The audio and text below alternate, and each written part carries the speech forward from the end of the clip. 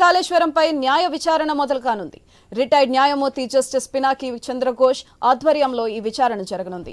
100 రోజులు గురూజీ రామ్ నారాయణ్ జీ ప్రపంచ ప్రఖ్యాత జ్యోతిష్యులు ఇప్పుడు మన హైదరాబాద్ లో ఎటువంటి సమస్యలకైనా తక్షణ పరిష్కారం చేయబడును. సంప్రదించండి 96651137 9000004357 లో విచారణ పూర్తి చేయాలన్నది ప్రభుత్వం వినతి. దానికి అనుగుణంగానే ఎంక్వైరీ పూర్తి చేయడానికి జస్టిస్ ఘోష్ ప్రణాళిక సిద్ధం చేసుకున్నారు. ఆనకట్టలపై ఇప్పటికే విచారణ మొదలైందని, సాంకేతికంగా అన్ని అంశాలు పరిశీలిస్తామని జస్టిస్ ఘోష్ తెలిపారు. మేడిగడ్డ బ్యారేజీ లోపాలపై ప్రజలు అభిప్రాయాలు స్వీకరిస్తామన్నారు. మే 31 వరకు ప్రజాభిప్రాయ సేకరణ ఉంటుందని, ఎవరైనా అఫిడవిట్ల రూపంలో అభిప్రాయాలు చెప్పవచ్చని, సాక్ష్యాలు ఇవ్వచ్చని జస్టిస్ ఘోష్ వెల్లడించారు.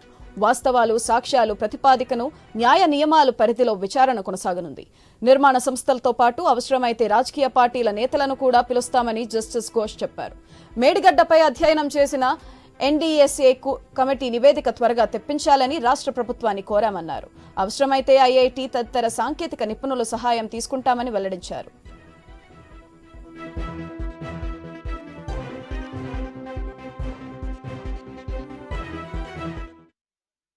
బీఆర్కే భవన్ లో జస్టిస్ ఘోష్ ను కలిసిన నీటిపారుదల శాఖ ఉన్నతాధికారులు మేడిగడ్డ సహా ఇతర ఆనకట్టల వివరాలను పవర్ పాయింట్ ప్రెజెంటేషన్ ద్వారా జస్టిస్ ఘోష్ కు వెల్లడించారు.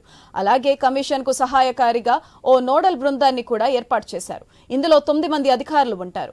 అదేవిధంగా తెలంగాణ నీటిపారుదల శాఖ మంత్రి ఉత్తమ్ కుమార్ రెడ్డి నిన్న జస్టిస్ ఘోష్ ను మర్యాదపూర్వకంగా కలిసి కాళేశ్వరానికి సంబంధించిన అంశాలను చర్చించారు. కమిషనర్ కోరే అన్ని వివరాలను అందజేస్తామన్నారు మంత్రి.